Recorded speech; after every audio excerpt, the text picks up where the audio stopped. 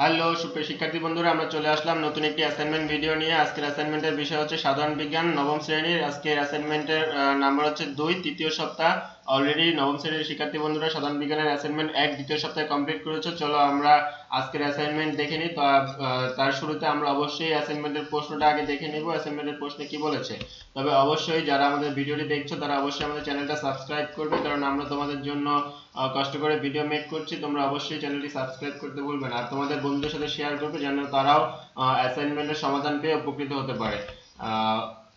তো আমরা প্রশ্নটা দেখি। দেখো, একটা সৃজনশীল প্রশ্ন দিয়েছে। সৃজনশীল প্রশ্নটা একটু দেখে নাও ভিডিও পজ করে অথবা ভিডিও চলা অবস্থায়। ওকে, আমি ধরে নিলাম তোমাদের প্রশ্নটি পড়া শেষ। আমরা হচ্ছে অ্যান্সার অপশনে চলে যাই। তো আমাদের প্রথম প্রশ্নটা ছিল হচ্ছে স্লিভার কি।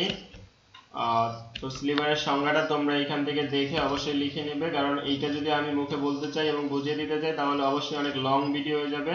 তোমরা এখান থেকে দেখে নাও, ভিডিও পজ করে খাতায় উঠিয়ে নাও অথবা ভিডিও থেকে স্ক্রিনশট দিয়েও রেখে নিতে পারো, পরে উঠিয়ে নিতে পারো।